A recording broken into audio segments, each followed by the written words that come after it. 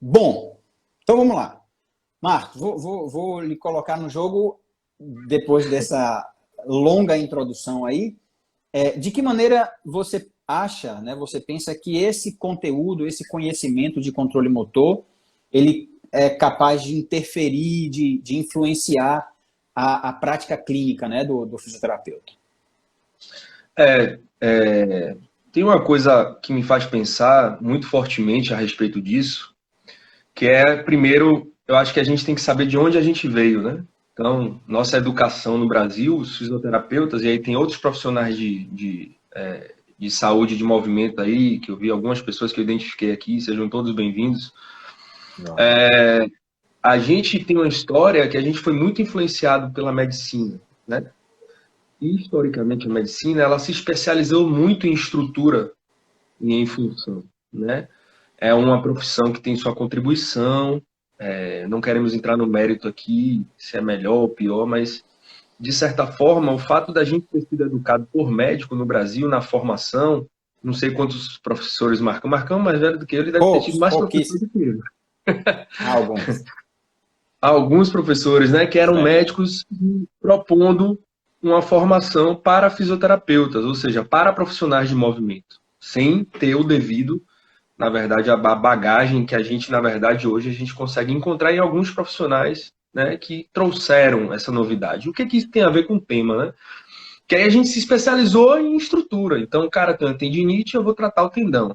Se o cara tem uma bursite, eu vou tratar a bursa. Se a pessoa tem... E a gente esqueceu que nós éramos profissionais de movimento. Na verdade, quando eu formei, eu tive uma sensação assim muito ruim nos primeiros atendimentos. Eu tinha uma sensação muito ruim, porque como é que eu vou juntar os quebra-cabeças, né? Tem um teste ortopédico, tem um não sei o que para fazer. Como é que eu vou juntar isso tudo? Então, na verdade, eu gostaria, Marcão, de convidar você a dizer assim, nossa área é única, né? Nossa área é de sistema de movimento humano. E a gente ainda usa algumas coisas que são oriundas desse processo histórico, em que as pessoas Uhum. foram formadas para ir para ortopedia, eu provoco os alunos, né?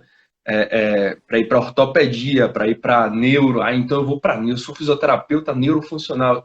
E esses termos ainda são empregados, é uma questão de adaptação, nós temos pouco tempo de profissão ainda no país, mas eu acho que se a gente está falando de movimento humano não voluntário, se a gente está falando de movimento, a gente precisa falar de tarefa, a gente precisa falar de sistema nervoso, a gente precisa falar do indivíduo, a gente precisa falar do ambiente, e Perfeito. a integração dessas pessoas, dos seus pacientes, das pessoas que você trata com os ambientes, vai fazer com que você tenha comportamentos completamente distintos.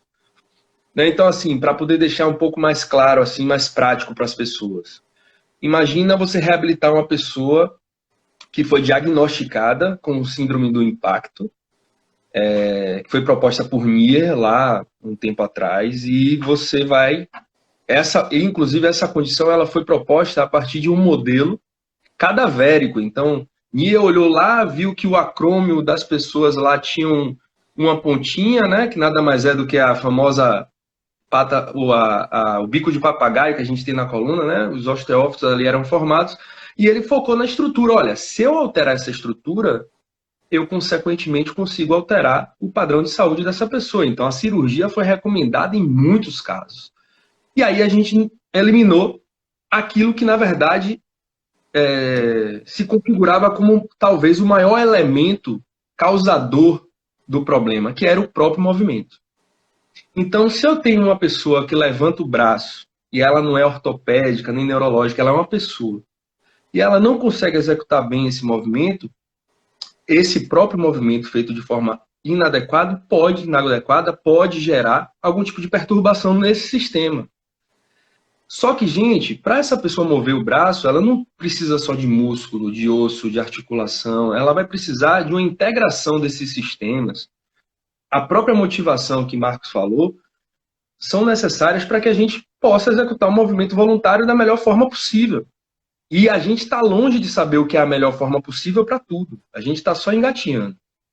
Né? Perfeito. Então, a gente se utiliza, na verdade, de uma linguagem médica ainda para poder entender movimento. A gente tem mudado, é um processo, não tem culpado, tá, gente? Eu estou incluído nisso, eu me vejo hoje muito diferente de como eu formei, mas a gente hoje já consegue falar um pouco mais sobre isso, né? Como objetivo e identidade da nossa profissão. Perfeito, Marcão. É justamente isso, né? Eu acho que o professor Maurício está aí, me ajudou, inclusive, com relação à quantidade de professores, né? O professor Maurício foi meu contemporâneo. Na verdade, eu fui calouro dele, né? Para deixar isso bem claro. E essa angústia que você sentiu foi também a minha. Eu costumo falar para os alunos, né? Que lá no estágio, na minha época de faculdade, quando eu ia, enfim, sei lá, tratar um joelho lá com uma artrose, eu, né, utilizava lá o recurso do ultrassom.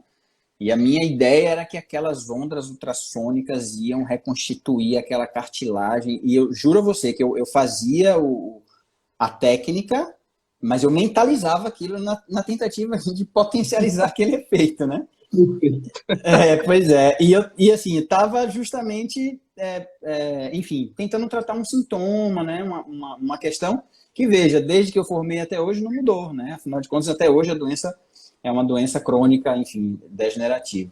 Mas a partir do momento que a gente compreende, né, o nosso lugar, e a sua fala é muito interessante nesse sentido, quando a gente compreende o nosso lugar, a gente consegue agregar, né, a essa equipe. Eu gosto sempre de usar o exemplo, na época logo que eu comecei a trabalhar com neuro, eu fiz um curso de neuroclínica, de extensão de neuroclínica na Federal, e tive a oportunidade de participar da elaboração de um ambulatório de reabilitação. E éramos eu, né, e um grupo de fisioterapeutas, e a gente foi participar desse grupo e éramos, né, enfim, já tinham passado alguns grupos, e nas discussões a gente tentava contribuir justamente com esse olhar do movimento, né? Eu lembro de uma dessas discussões, o médico falou assim, caramba, tô achando estranho, vocês não estão discutindo aqui fisiopatologia da esclerose múltipla, vocês não estão discutindo aqui a etiologia da espasticidade, né?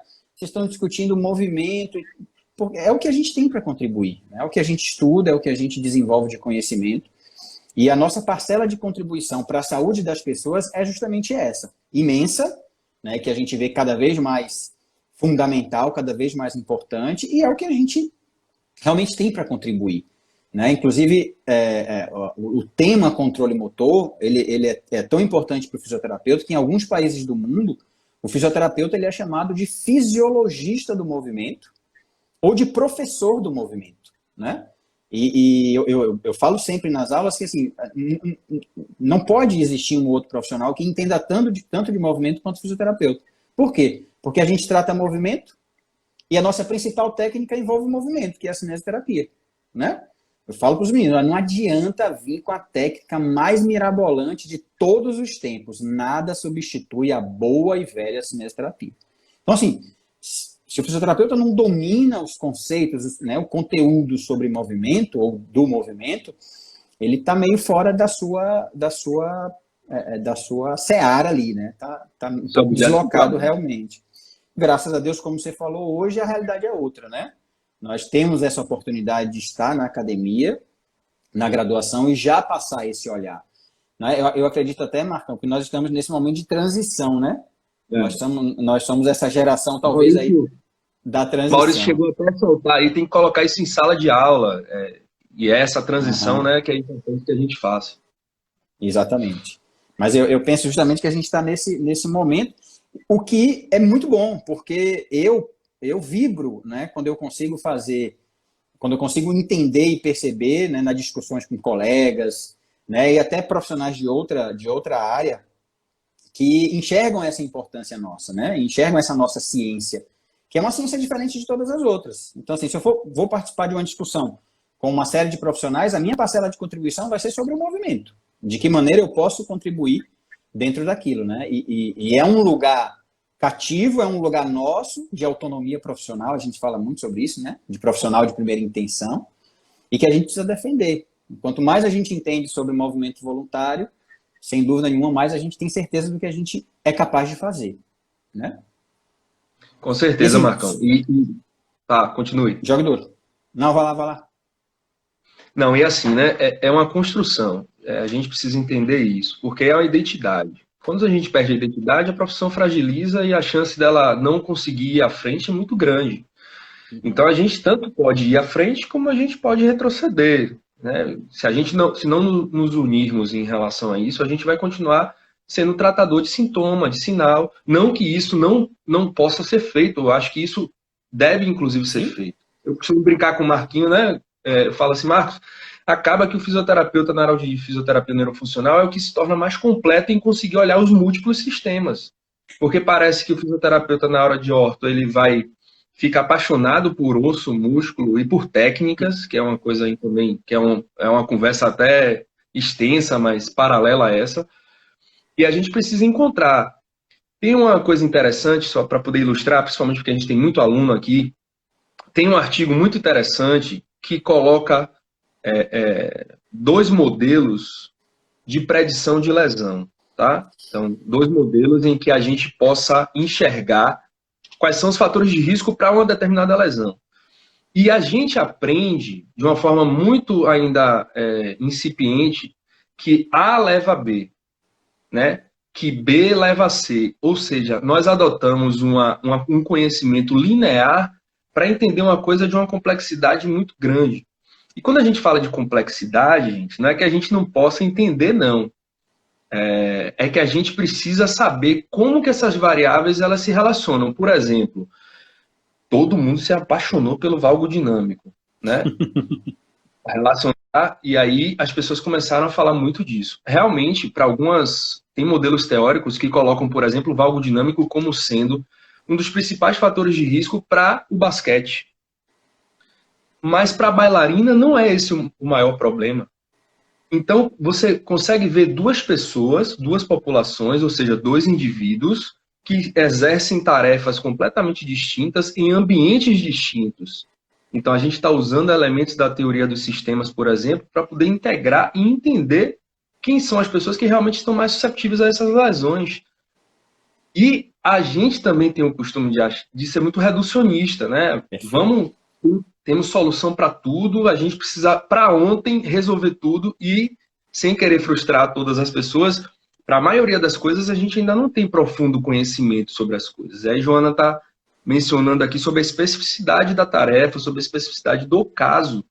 Tem pessoas que... Aí você vai encontrar ainda pessoas da mesma idade, mesmo sexo, mesmo esporte, e essa pessoa não necessariamente vai exibir o mesmo fator de risco que o outro. Ou seja, nós estamos falando de um sistema complexo. E aí, Marquinhos, trazendo um pouco disso, que eu sei que é sua vivência também, você tem se interessado por isso, de como esse modelo linear newtoniano ele é limitado para a gente tentar entender a complexidade que é essa relação do sistema biológico humano com a tarefa e com o ambiente. Né? O quanto que a gente é reducionista. Não, você tem fraqueza de quadríceps, então é o suficiente. Às vezes não é nem a fraqueza de quadríceps, é a fraqueza de quadríceps relacionada a uma cinesiofobia, por exemplo. Então tem muita coisa para a gente aprender, isso que eu acho que é mais bacana e que a gente pode usar desse modelo. Inclusive tem um artigo que eu estava futucando hoje que ele fala assim, a gente tem que inserir nas disciplinas de biomecânica e nas disciplinas de controle de movimento toda a rede de teorias de sistemas dinâmicos complexos. Por exemplo, o clima. A gente pode até tentar prever o que vai acontecer, mas é um sistema que muda. É como se você prevê a partir de um momento, no momento seguinte, alguma coisa mudou no sistema e ele se auto-organiza e é completamente diferente. Então, eu acho que a gente vai precisar mergulhar fundo em outras áreas, beber de fontes de outras, aqueles extraterrestres da física. A gente tem que tentar se aproximar dessas pessoas porque eles têm um olhar que pode oferecer algum tipo de entendimento para controle de movimento humano. Sem dúvida nenhuma. Então. E é aquela velha história, né?